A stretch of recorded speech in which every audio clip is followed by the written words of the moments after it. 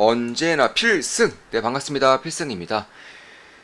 네, 이번에는 대한민국을 대표하는 조선주들의 시가총액이 어디까지 올라갈 수 있을지에 대해서 제 개인적으로 좀 분석을 좀 해드릴게요. 그리고 진정한 기회, 진정한 템버거의 기회가 어디에 있을 것 같은지에 대해서도 말씀을 드리면서 이제 이번 영상을 마무리 짓겠습니다.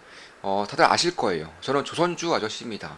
조선주의 비중이 상당히 크고요. 현재로서는 상당히 좋은 수익을 내고 있고, 우리 멤버분들도 당연하게 이제 축제 분위기를 만끽하고 있습니다. 지금 보시면 오늘 조선기자재 초소형주 약진이 눈에 띄네요. 단기 반짝이 아니라 추세를 갖추는 모습입니다. STX중공업 강합니다. 네, STX중공업 폭등 중이네요. 사모님 레반스에 이어 관심도 없던 종목이었는데 발굴에 도움 주셔서 감사합니다. 역시 조선. 네, 이렇게 말씀해 주셨는데 여기서 말씀하시는 레반스 같은 경우는 미국 기업입니다. 미국의 초소형주이고 사실 피부 미용 쪽에서 관련된 기업인데 현재로서는 약 29% 이상의 수익을 내고 있어요. 약 29% 이상의 수익을 내고 있습니다. 저는 이제 매도 내역을 실시간으로 멤버분들께 말씀드리기 때문에 이런 식으로 제가 수익을 보는 것만큼 우리 멤버분들도 똑같이 수익을 보고 있다. 좀 이렇게 말씀드릴 수가 있을 것 같습니다. 자, 조선 가보자. 킹갓 조선. 네, SX중공업 VI. 화력이 엄청나네요. 네, 현대로템도 이렇게 실적을 좀 올려주셨고요. 사분의 픽은 언제나 올네요. 자, 시장 변동성이 너무 심해서 마음이 요동하게 되네요. 네, 이거는 행복한 고민이죠. 네, 너무 빠르게 급등해서 마음이 요동친다. 행복한 고민입니다. 자, 저도 조선주 어제 정리하려고 했는데 사부님 믿고 따르니까 하루 만에 전부 다 복구했습니다. 본업하면서 필승 텔레그램 눈팅하는 게 최고의 수익 남기는 걸 너무 늦게 깨달았네요. 네, 본업을 하면서 필승 텔레그램 눈팅하는 게 최고의 수익 남기는 길이다. 네, 필승 텔레그램 같은 경우는 조금만 기쁨 더하기 혹은 필사단 멤버 전용으로 제가 이제 분석방을 좀 운영을 하고 있죠. 네, 조선사에서 기자재로 비중을 옮기는 것도 지금 상황에서는 괜찮을 것 같습니다. 필승님 말씀대로 기자재들이 바닥에서 오랫동안 힘을 모으고 있는 애들이 있어서 슬슬 담아야 할 시기가 오는 것 같습니다. 그렇죠. 조선주에 어마어마한 자금이 들어오면서 수급이 쓸리면서 상당히 강한 상승을 보이고 있음에도 불구하고 핵심적인 기업들의 주가가 여전히 바닥을 박박 기고 있는 경우가 있어요. 저는 이런 경우에서 상당한 기회를 보고 있고 사실 언제나 그랬듯이 매수매도 내역을 실시간으로 말씀드릴 것이기 때문에 자연스럽게 제가 매수할 때는 우리 멤버분들도 아실 수 있게 될 겁니다. 뭐든지 초대박은 소형주에서 나온다는 것을 지금부터는 서서히 이제 염두에 둬야 되지 않는가 이렇게 보고 있는 것입니다. 현재로서는 대형주 위주로, 왜냐면 하반기에 세금수도 있고 외국인들이 이끄는 장이기 때문에 대형주 위주로 급등했다면 이제는 실적이 어마어마하게 좋아질 수밖에 없음에도 불구하고 시장에 관심을 받지 못하면서 여전히 바닥을 박박 기고 있는 경우가 꽤나 있어요. 조선 섹터에 꽤나 있습니다. 이런 것들을 제가 이제 매수매도 할 때마다 자연스럽게 우리 멤버분들께는 말씀드리고 있고 한 달에 24,000원밖에 안 해요. 제 매수매도 내역을 알려드리는데 한 달에 24,000원밖에 안 합니다. 자, 동성와인텍 박스권 확실히 뚫었네요. 필승님 타점은 역시 점점. 저도 극공감합니다. 네, 케이프 매수하신 분들은 목표가 얼마나 보세요. 네, 그렇죠. 동성와인텍 케이프 전부 투자 중이고 좋은 수익을 내고 있는 것은 사실이에요. 자, 그렇다면은 일단 대장주로서 치고 나가고 있는 것들은 H당국조선해양, HT현대중공, HD현대미포 이런 기업들이기 때문에 일단 이런 기업들의 업사이클이 얼마나 남았는지, 그리고 이런 기업들이 올라오면서 실질적으로 가장 큰 수혜를 볼 수 있는 기업들, 가장 크게 성장할 수 있는 기업들이 어디가 있는지에 대해서 한번 말씀을 드려볼게요. 지금 보시면 제가 미리 좀 적어왔습니다. 일단 적으면서 하기에는 시간이 너무 오래 걸릴 것 같아가지고 미리 좀 적어왔어요. 지금 보시면 자, HD항공조선 해양이 일단 실적 기준, 실적 발표날 기준으로 좀 짜보겠습니다. 현재로서는 조금 더 오른 상태이지만 일단 실적 당일의 기준으로 짜볼게요. 지금 보시면 매출액이 약 6.6조 원이에요. 좀 굉장히 무서운 것 중에 하나가 지금도 영업이익률이 상당히 낮아요. 근데 영업이익률이 올라오게 될 경우에는 얼마나 큰 기회들이 있을 것인지에 대해서 생각을 해볼 필요가 있다라는 것입니다. 자, 그러니까 예를 들어서 영업이익률이 1%예요. 영업이익률이 2%까지만 올라오더라도, 그러니까 자, 매출액이 100이라고 쳤을 때 비용이 99입니다. 그래서 순이익이 1밖에 안 돼요. 근데 이런 것들이 매출액이 101로 오면서, 그리고 비용 그대로 99겠죠. 그러면 2배가 되는 겁니다. 근데 만약에 여기서 영업이익률이 2%로 오른다고 한다, 2%로 그냥 1%만 더 오른다고 하더라도 실적은 급등할 수밖에 없는 시기가 온다는 거예요. 그래서 자, 보통은 영업이익률이 낮으면 대중들로부터 소외를 받죠. 외면을 받습니다. 영업이익률이 그밖에 안 돼? 영업이익률이 5%밖에 안 돼? 영업이익률이 3%밖에 안 돼?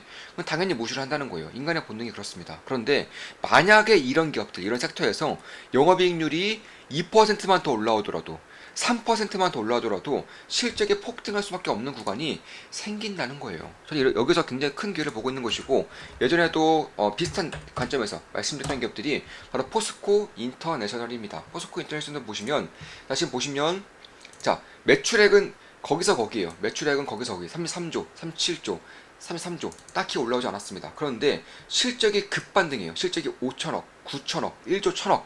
급반등을 하고, 보시면 영업이익률이 1%대에서 2%, 3%로 올라오면서 매출의 성장성이 그리 크진 않지만 실적의 폭발적인 성장이 이뤄진다는 거예요. 그에 따라서 주가 같은 경우도 반응을 하면서 최소 5배 이상 땡겨버리는 이런 식의 폭등이 발생한다는 것인데, 저는 조선 섹터에서도 비슷한 흐름이 나타날 수 있을 거라고 보고 있는 겁니다. 자, 한번 볼게요. 지금 보시면 영업이익률이 얼마 안 되는데, 만약에 여기서 이제 초호황기를 기준으로 했을 때 만약에 영업이익률이 20%까지 올라가게 된다면 실적이 어디까지 올라갈 수 있을지에 대해서 생각해 볼 필요가 있다라는 것입니다. 자, 매출액은 올라오지 않는다고 가정하더라도, 물론 도크를 늘리고 있고 성과가 계속적으로 올라오고 있고, 그리고 무엇보다 지금 나오는 실적은 2021년도, 2022년도에 받았던 저가 물량에 섞여 있는 물량들이에요. 근데 내년부터는 저가 물량이 사라집니다. 따라서 성과가 훨씬 더 폭등하면서 당연히 매출액도 올라올 거예요. 근데 매출액이 거의 상승하지 않는다고 하더라도 영업이익률이 올라오는 것만으로도 상당히 폭발적인 실적의 성장성이 발생할 수 있다는 것입니다. 실제로 좀 보시면 6조라고 가정할게요. 매출액이 분기별로 6조라고 가정을 하더라도 어마어마한 실적이 나온다는 것인데, 1.2조 이거를 곱하기 4를 하면은 대략 한 5조 정도 나옵니다. 약 5조 정도의 영업이익이 나와요. 여기서 만약에 PR을 10을 줬을 때 시가총액은 50조 되겠죠. 근데 여기서 만약에 PR이 20까지 준다.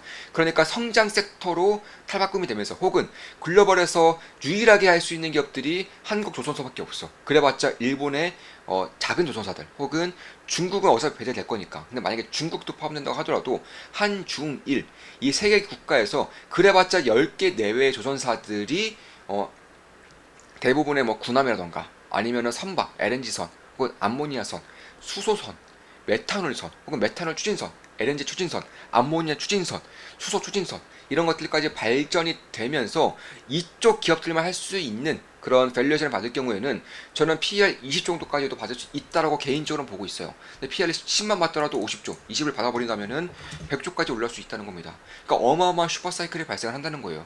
제가 예전부터 이런 것들을 봐왔기 때문에, 예전부터 조선의 슈퍼사이클이 온다, 슈퍼사이클이 곧 온다, 이런 핵심 기업들이 반드시 주목한다고 보고 있는 것이고, 여기서 무서운 것은, 자, 조선사들이 영업이익 20% 받는다. 기자재 기업들은 영업이익률 기준으로 30%에서 40%까지 받을 수 있는 기업들이 반드시 나오게 된다는 거예요. 현재 영업이익률 뭐 5%, 뭐 10% 이랬다가 매출액이 폭발적으로 성장하는 것과 더불어서 영업이익률이 동시다발적으로 이렇게 올라가게 될 경우에는 실적이 매출액의 성장 없더라도 대략 한 6배 정도, 5배 정도는 올라갈 수 있는 상황이 만들어진다. 근데 여기서 기자재 같은 경우는 조선사에 비해서 매출에 대한 그런 반영이 늦어요. 당연하죠. 왜냐하면 조선사를 먼저 수주를 받고 한 6개월에서 1년 뒤에 기자재를 본격적으로 받기 시작하기 때문에, 이런 것들을 감안한다고 하더라면 결국 내년부터는 기자재의 실적도 폭발적으로 올라올 수밖에 없다라는 것입니다. 매출액도 마찬가지고 영업액도 마찬가지예요. 그래서 기자재의 실적이 폭발적으로 성장하는 가운데에서 이제 영업이익에 대한 혹은 밸류에이션 리레이팅까지 발생하게 될 경우에는 어마어마한 상승세가 나올 수 있는 기업들이 상당히 발생을 한다는 것입니다. 자, 현대중공업도 마찬가지예요. 현대중공업도 영업이익률이 만약에 20% 가까이 나온다고 한다면 지금 정도의 매출액 4조라고 쳤을 때에도 그리고 8천억, 0.8조가 나온다는 것이고, 이거를 1년에 3.2조 정도 나온다는 것인데, PER을 10만 주더라도 32조, 근데 PER을 20 정도 주게 된다면 60조까지도 나오게 될 수 있다는 것입니다. 다 마찬가지예요. 자, 하나오션이 적자를 냈어요. 하나오션 적자를 냈는데, 그럼 적자가 났는데 왜 주가가 오르냐, 이런 식의 얘기들이 좀 많이 나왔었습니다. 이해가 안 된다는 거예요.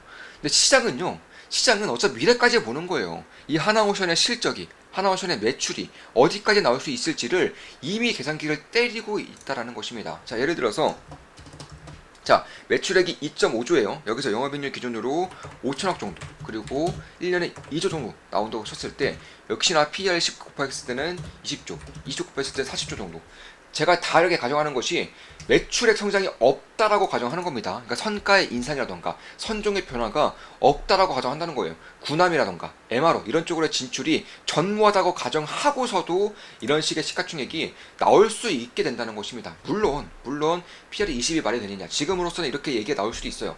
제가 슈퍼사이클을 말씀드릴 때 1년 전부터 슈퍼사이클을 말씀드릴 때에도 이런 댓글들이 상당히 많이 달렸어요. 조선은 안 된다, 후판 가격이 올라서 안 된다, 인건비가 올라서 안 된다, 조선산업은 사양산업이다, 어차피 곧 반짝하다가 망한다, 이런 식의 얘기들이 어마어마하게 달렸어요. 악플도 많이 달렸고요.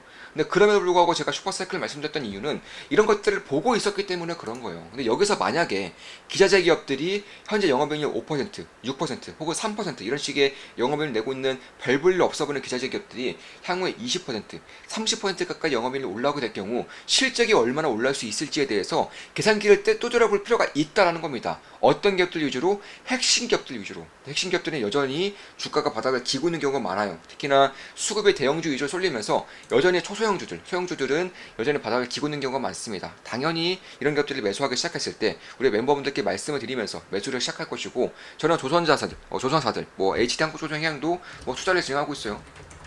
이 기업도 투자 중이고 뭐 수익을 내고 있지만, 오히려 저는 조선사들도 여전히 길게 봤을 때 4년 뒤, 3년 뒤까지 봤을 때는 업사이클이 꽤나 있을 수 있다라고 판단을 하고 있습니다. 다만 지금 정도에서 이 조선사들을 볼 것인지, 아니면 극도로 소외되어 있는 핵심적인 역할을 맡을 수 있는 소형 기업들을 볼 것인지에 대해서는 본인의 스타일에 따라서 달라질 수밖에 없다라는 것입니다. 이런 것들을 좀 생각해 볼 필요가 있지 않는가, 이렇게 보고 있는 거예요. 물론 제 모든 영상은 매수매도 추천 리딩 절대 아니고 다들 계시죠? 참고하시면 되겠습니다. 저 같은 경우는 1년도 더 전에 이미 조선의 슈퍼사이클을 말씀드렸었고, 최근까지도 계속해서 말씀드렸어요.